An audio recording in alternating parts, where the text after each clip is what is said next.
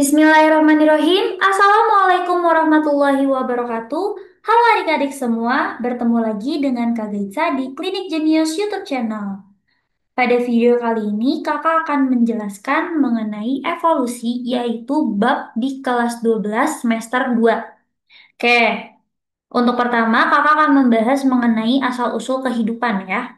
Oke, apa itu evolusi? Evolusi itu adalah suatu perubahan ya. Perubahan apa? Perubahan yang terjadi pada sifat-sifat yang diwariskan dari suatu populasi ke generasi berikutnya gitu ya. Yang disebabkan oleh variasi seperti reproduksi, seleksi alam, adaptasi, dan lain-lain gitu ya. Jadi untuk evolusi ini adalah perubahan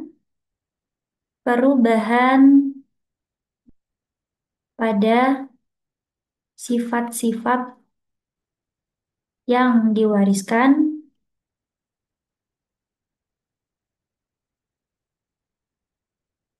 dari suatu generasi ke generasi berikutnya ya, ke generasi berikutnya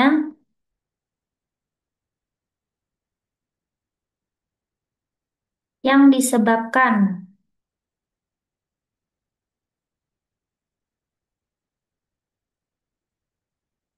oleh variasi makhluk hidup ya, kemudian oleh reproduksi,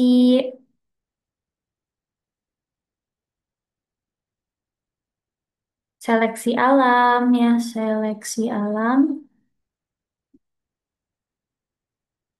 dan lain-lain. Nah, ini merupakan definisi dari evolusi, gitu ya. Jadi, evolusi itu kita membahas tentang perubahan sifat yang diwariskan dari satu generasi ke generasi lain karena berbagai macam faktor seperti itu ya. Nah, sebelum kita membahas tentang teori-teori evolusi, kita harus tahu dulu mengenai asal-usul kehidupan ya. Nah, di video kali ini kakak akan membahas full mengenai asal-usul kehidupan dan teori-teorinya ya. Jadi, yang pertama kita akan membahas mengenai asal-usul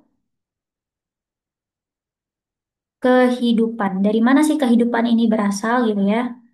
Kehidupan. Oke, kita akan membahas ini dalam konteks sains ya. Jadi asal-usul kehidupan itu bagaimana? Nah, di sini ada beberapa teori yang mendukung asal-usul kehidupan. Yang pertama, yang pertama ini ada teori yang emang populer di abad 18 ke bawah gitu ya. Jadi sebelum abad ke-19 itu nih teori ini yang paling dipahamin, yang paling dipercaya oleh orang-orang gitu ya. Yang pertama itu ada teori abiogenesis ya. Teori abiogenesis atau nama lain dari teori ini adalah generatio spontanei. Generatio spontan ya. Teori abiogenesis atau generatio spontanea yang mana makhluk hidup itu berasal dari makhluk yang tidak hidup gitu ya atau dari benda mati. Ya, makanya disebut sebagai abiogenesis. Jadi ini adalah kata singkat ya untuk makhluk hidup itu makhluk hidup berasal dari benda mati. Berasal dari benda mati. Ya, ini adalah teori evolusi yang pertama. Ini adalah teori asal-usul kehidupan yang pertama, yang mana ini disampaikan atau pencetusnya ya, tokohnya itu adalah Aristoteles ya. Aristoteles yang didukung oleh Anthony van Leeuwenhoek gitu ya. Dia ada Aristoteles, dan yang dipopulerkan gitu atau dikuatkan oleh Anthony van Leeuwenhoek. Anthony van Leeuwenhoek ya. Jadi ini adalah tokoh pencetus teori abiogenesis ya, di mana makhluk hidup itu berasal dari benda mati. Yang mana contohnya, contoh-contoh yang disampaikan ya dalam teori abiogenesis ini, itu ada apa aja? Yang pertama itu ikan ya. Jadi contohnya yang pertama itu ada ikan yang ikan dan katak ya. Ini tuh berasal dari lumpur ya. dari lumpur. Kemudian Anthony van Leeuwenhoek tuh menganggap bahwa mikroorganisme yang ada di yang dia temukan gitu ya melalui mikroskop itu hidup dari air rendaman jerami gitu ya. Jadi ada mikroorganisme organisme dari air jerami. Kemudian tikus. Tikus itu dari tumpukan jerami ya, tumpukan jerami. Jadi asal-usul makhluk hidup itu semuanya dari benda mati bagi teori abiogenesis ini. Kemudian belatung dari daging busuk ya, belatung dari daging busuk, daging busuk. Kemudian ada juga yang menyatakan bahwa cacing itu dari tanah, cacing dari tanah ya. Nah, ini adalah contoh-contoh dari teori abiogenesis yang dipercaya di abad 18 ke bawah gitu ya. Dari abad 18 ke bawah itu mereka semua percaya bahwa makhluk hidup itu berasal dari benda mati. Baik, yang kedua, selain teori abiogenesis, di sini juga ada teori biogenesis ya, yang mana teori biogenesis ini itu membantah teori abiogenesis gitu ya. Jadi di sini yang kedua tuh ada teori biogenesis. Nah, ini kebalikan dari abiogenesis ya. Yang mana teori biogenesis ini itu tuh memiliki makna bahwa makhluk hidup itu berasal dari makhluk hidup lain gitu ya, atau dari makhluk hidup sebelumnya. Ya, ini makhluk hidup berasal dari makhluk hidup sebelumnya. Ya, nah, ini adalah yang disampaikan oleh teori biogenesis. Nah, siapa aja tokohnya? Di sini ada beberapa tokoh dan beberapa percobaan yang dilakukan ya. Yang pertama, untuk teori biogenesis ini, itu tokoh yang pertama ada percobaan yang dilakukan oleh Francisco Redi ya. Di percobaan ini yang mendukung ya oleh Francisco Redi. Nah, cobaan yang dilakukan oleh Francisco Redi itu apa? Nah, bisa kita lihat di sini ada gambar ya. Nah, ini adalah percobaan yang dilakukan oleh Francisco Redi. Di mana Francisco Redi ini pengen mematahkan teori abiogenesis gitu ya.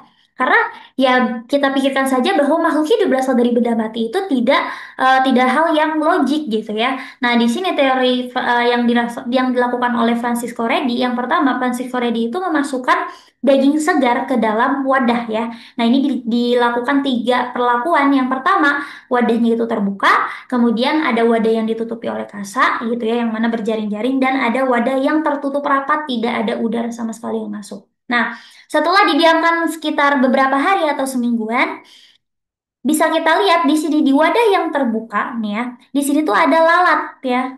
Ada lalat-lalat yang ternyata lalat-lalat ini itu menaruh si telur-telurnya. Nah, telur-telurnya ini akan berkembang menjadi belatung ya, belatung atau larva. Jadi pada wadah terbuka itu larva tadi atau belatung tadi itu berasal dari lalat-lalat yang menghinggapi daging gitu ya. Kemudian pada wadah kasa wadah yang tertutup kasa gitu kan di sini kan tetap ada udara nih ya, tetap ada udara tapi nggak ada ruang bagi si lalat untuk masuk sehingga lalat ini tetap mendatangi gitu karena kan ada bau daging gitu ya. Tapi lalat ini tidak bisa masuk. Sehingga lalat ini dia hanya bertelur di bagian atasnya saja gitu ya. Jadi dia bertelur, telur itu berubah menjadi belatung yang hanya hinggap di bagian atas kain kasa gitu ya.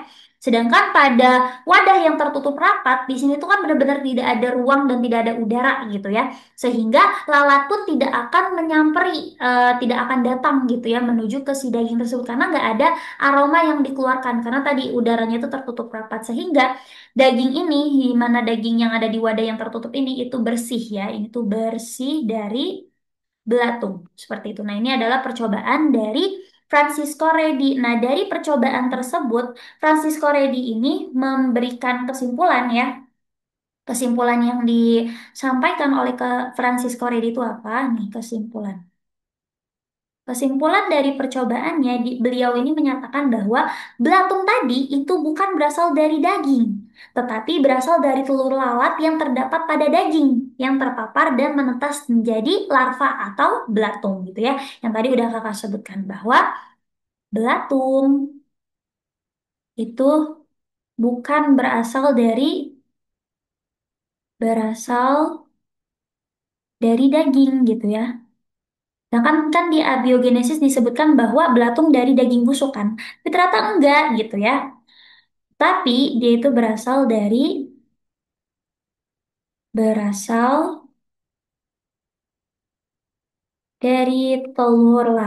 telur lalat ya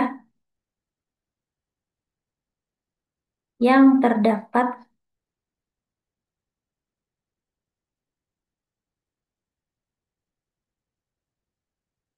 pada daging dan menetas jadi larva ya. Nah, di sini bisa dikatakan bahwa daging busuk itu tidak akan menghasilkan belatung. Karena pasti di sini dagingnya itu busuk gitu ya. Cuma karena dia tertutup rapat gitu, tidak ada lalat yang hinggap sehingga tidak ada telur lalat sehingga tidak terjadi penetasan dan membentuk belatung gitu ya. Nah, ini adalah percobaan yang dilakukan oleh Francisco Redi, di mana beliau mengatakan tadi ya bahwa belatung itu bukan berasal dari daging, tetapi berasal dari telur lalat yang menetas gitu ya menjadi larva.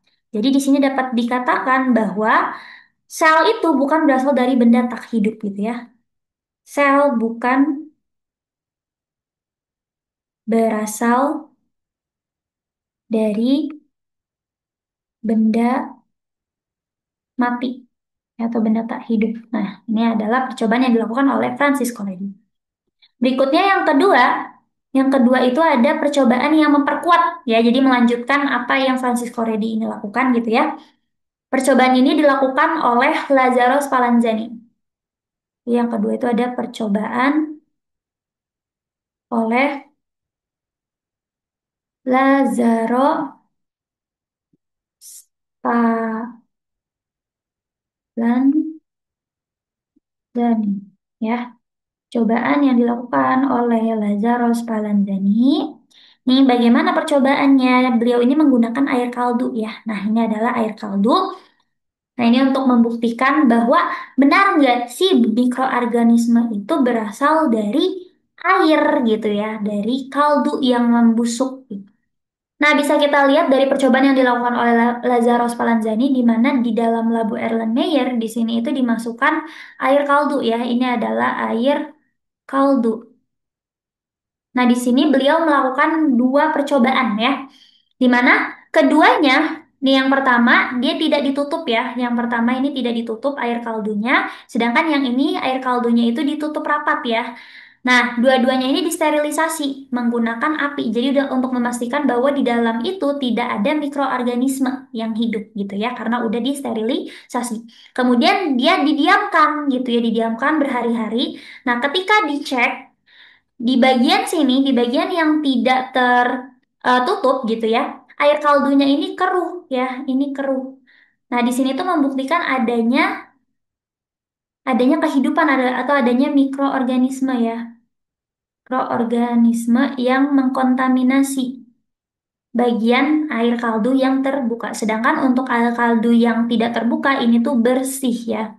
Bersih, tidak ada mikroorganisme. Nah, ini adalah percobaan yang dilakukan oleh Lazarus Spallanzani, makin memperkuat teori biogenesis bahwa makhluk itu bukan berasal dari benda mati gitu ya. Dari percobaan Lazarus Spallanzani dapat disimpulkan ya, kesimpulannya adalah kehidupan itu berasal dari mikroorganisme yang terbawa di udara gitu ya. Kehidupan berasal dari organisme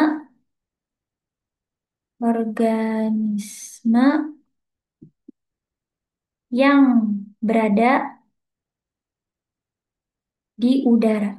Ya, jadi tidak bisa tiba-tiba air kaldu itu membentuk apa mikroorganisme atau membentuk kehidupan. Karena di sini air kaldu yang tidak ada udara yang masuk dari luar itu bersih, tidak ada kehidupan. Sedangkan yang ini air kaldu yang terpapar udara dari luar itu dia terdapat mikroorganisme yang dibawa dari udara. Seperti itu ya. Nah, dari percobaannya ini dapat kita katakan bahwa kehidupan itu ya, kehidupan bukan berasal dari air kaldu yang membasi.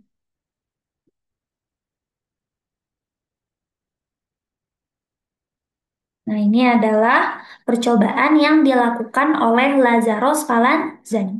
Berikutnya yang ketiga ada percobaan yang dilakukan oleh Louis Pasteur yang memperkuat dari percobaannya Lazaro Spallanzani ya. Jadi yang ketiga itu ada percobaan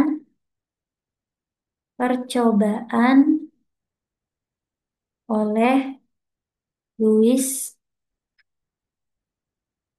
Pasteur ya. Ya, bagaimana percobaan Louis Pasteur ini? Dia sama menggunakan air kaldu juga, cuma di sini labunya berbeda ya. Louis Pasteur itu menggunakan labu leher angsa, yang mana labu tersebut itu tidak akan ditutup gitu ya. Tidak akan ditutup bagian lubangnya sehingga udara tuh bisa masuk. Tapi di sini dia karena berbentuknya seperti leher angsa, di sini dia bisa mencegah bakteri yang masuk gitu ya di udara. Nah, dari percobaan ini, percobaan dari Louis Pasteur itu dia ada tiga percobaan ya. Yang pertama, di sini itu ketiga-tiganya ya labu yang leher angsa ini tuh dia pasti akan disterilin dulu ya. Jadi di sini air kaldu itu pasti tersterilkan gitu ya untuk memastikan di dalamnya itu tidak ada mikroorganisme. Ya ini air kaldu. Nah, untuk percobaan yang pertama, air kaldu ini hanya dipanaskan lalu dibiarkan saja. Ya, dibiarkan saja, dibiarkan lama dan ternyata di dalam sini itu tidak ada bakteri. Nah, di mana bakteri itu? Bakteri itu tertahan di area sini ya. Bakteri terjerat, terjerat. Jadi di area situ agak keruh. Ya, tapi di bagian dalamnya itu tidak keruh karena tadi bakteri itu masuk lewat udara. Dan udara itu tertahan sampai bagian sini. Dia tidak bisa menaik ke atas seperti itu ya. Nah, kemudian di yang percobaan kedua di sini dipanaskan juga ya. Kemudian si leher angsanya, si tabung leher angsanya itu dipatahkan dan ternyata bakteri itu ada di dalam sini ya. Karena tadi udara itu tidak terperangkap ya. Ini tidak terperangkap. Ini ada bakteri ya. Nah, sedangkan untuk percobaan yang ketiga, dia dipanaskan juga, kemudian si labu leher angsanya itu dimiringkan sehingga air kaldunya itu pergi ke area sininya ya, ke area tabung leher angsanya. Nah, setelah dilihat ternyata bakterinya tuh ada karena tadi bakteri itu terbawa. Kan bakteri itu kan terjerat di sini ya. Bakteri yang terjerat, bakteri terjerat ini terbawa masuk ya. Terbawa masuk sehingga air kaldunya itu menjadi keruh ya, ada bakteri di dalamnya karena tadi si air kaldunya itu kita miringkan begitu ya. Nah, ini adalah percobaan yang dilakukan oleh Louis Pasteur. Kesimpulan dari percobaannya itu apa? Dapat kita simpulkan bahwa mikroorganisme yang muncul dari air kaldu itu bukan berasal dari air kaldu itu sendiri gitu ya, tapi dari udara di luar ya. Jadi memang ini sama seperti Lazarus Spallanzani cuma untuk menyempurnakan teorinya ya. Jadi di sini organisme yang muncul di air kaldu ya bukan berasal dari air kaldu sendiri, berasal dari air kaldu itu sendiri, tetapi terbawa oleh udara yang masuk ya. Nah, jadi di sini itu untuk penyempurna. Penyempurna yang tadi, penyempurna Lazaro Spallanzani. Nah, ya, ini adalah teori yang dikeluarkan oleh Louis Pasteur. Di mana dari percobaan ini Louis Pasteur itu menghasilkan teori. Ada tiga teori yang dihasilkan oleh Louis Pasteur. Itu ada apa aja? Yang pertama ada omnivivum. Omnivivum ex ovo atau kehidupan itu berasal dari telur, ya. Kemudian yang kedua, omna ovum ex vivo, ya, yang artinya telur itu berasal dari kehidupan sebelumnya, gitu ya. Telur dari makhluk hidup. Dan yang terakhir itu ada omna vivum ex vivo, ya, yang mana makhluk hidup atau kehidupan itu berasal dari kehidupan sebelumnya, ya. Jadi makhluk hidup dari makhluk hidup sebelumnya.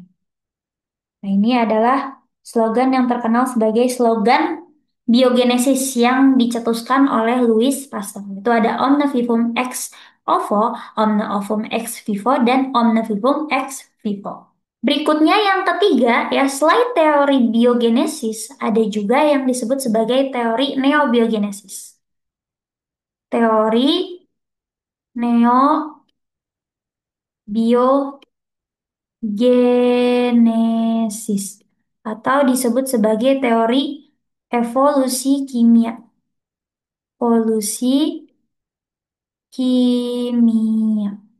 Nah, ini adalah teori asal-usul kehidupan yang ketiga, ya, yaitu teori neobiogenesis atau teori evolusi kimia. Apa yang disampaikan dalam teori neobiogenesis ini? Jadi dalam teori neobiogenesis ini dijelaskan bahwa makhluk hidup itu berasal dari senyawa organik, gitu ya. Senyawa organik melalui proses evolusi kimia. Ya, jadi makhluk hidup itu berasal dari senyawa organik. Organik melalui evolusi kimia. Nah, ini adalah yang disampaikan oleh teori neobiogenesis, ya. Nah, untuk tokoh-tokohnya yang pertama mencetuskan teori neobiogenesis ini adalah Oparin, ya. Jadi yang pertama mencetuskan itu adalah Oparin. Tapi Oparin ini dia hanya mencetuskan hipotesisnya aja, ya. Jadi belum melakukan percobaan, ya. Jadi yang pertama itu ada Oparin, di mana Oparin ini dia baru mencetuskan hipotesis saja, gitu ya, belum melakukan percobaan.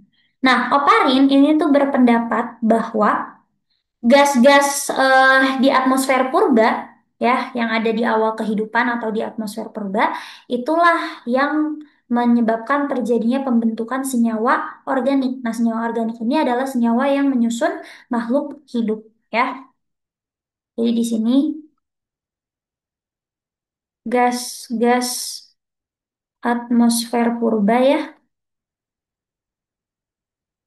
purba adalah asal usul kehidupan. Kehidupan. Ya, di mana gas-gas itu apa saja? Ada gas NH3, ya, kemudian ada gas hidrogen, terus ada H2O, ada metana, ya. Ini adalah gas-gas purba. Dia adalah awal kehidupan. Jadi gas-gas tersebut akan membentuk membentuk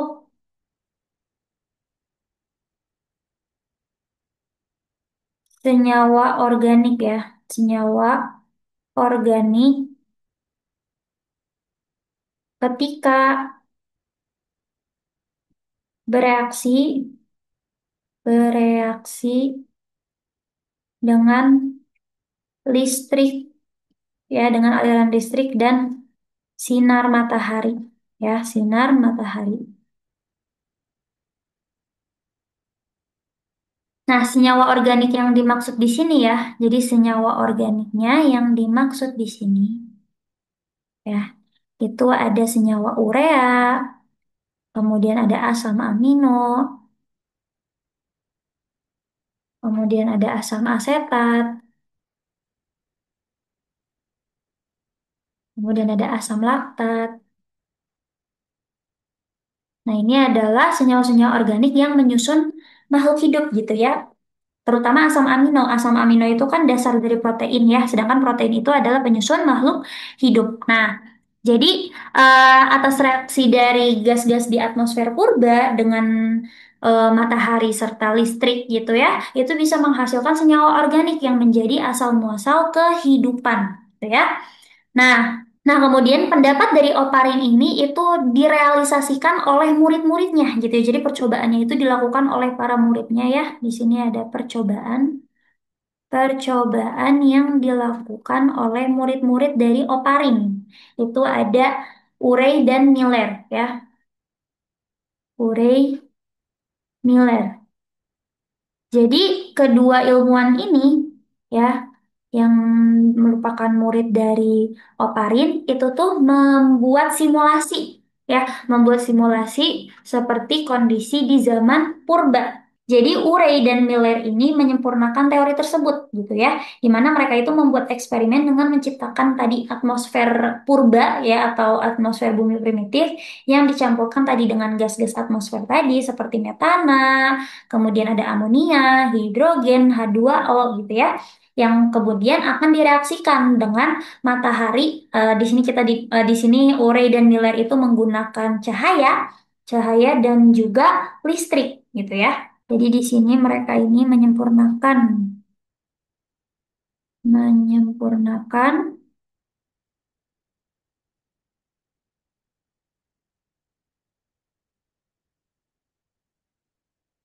teori-teori dari Oparin ya. Ya, nah bisa kita lihat di sini ini adalah mekanisme yang dibuat oleh Urey dan Miller ya, di mana di sini tuh ada air, kemudian di sini nih ya, dari sini itu ada tadi gas-gas purba ya, tadi ada metana, amonia, hidrogen yang masuk, kemudian di sini dikasih percikan listrik ya dengan cahaya, yang mana di sini dia itu menghasilkan senyawa organik ya, dari proses tadi itu dihasilkan senyawa organik ya. Yang tadi ada urea, asam amino, kemudian asam laktat ya, kemudian ada asam asetat. Nah, ini adalah hasil-hasilnya ya. Nah, yang mana ini merupakan senyawa organik yang menyusun makhluk hidup gitu ya. Dari percobaan tersebut ya, jadi ada kesimpulannya. Nih, kesimpulan. Kesimpulan yang dihasilkan dari percobaan Urey dan Miller, ini tuh percobaan Urey dan Miller ya. Itu apa? Mereka tuh menyimpulkan bahwa terbentuknya makhluk hidup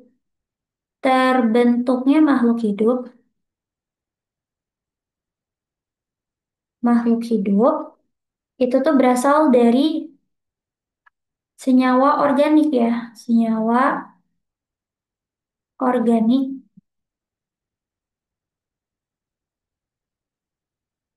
secara spontan ya, secara spontan, sangat mungkin terjadi.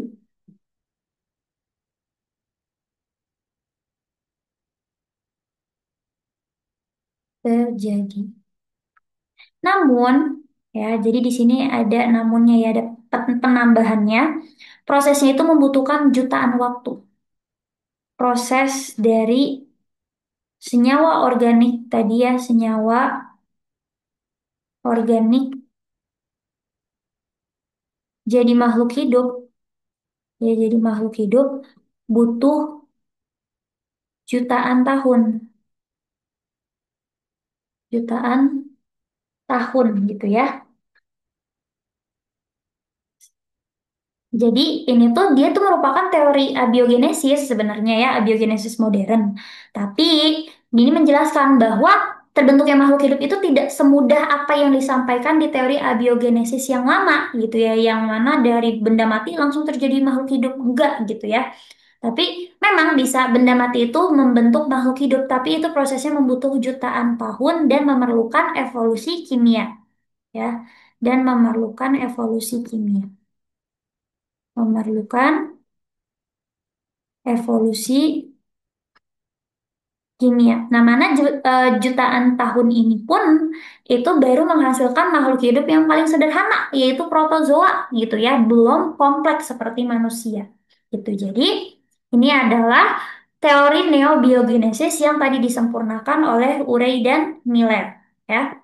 Kakak rasa cukup untuk video kali ini mengenai asal-usul makhluk hidup gitu ya, yang tadi udah kita bahas dari teori abiogenesis, teori biogenesis, dan terakhir teori neobiogenesis. Kurang lebihnya mohon maaf. Wassalamualaikum warahmatullahi wabarakatuh. Sampai jumpa adik-adik semua.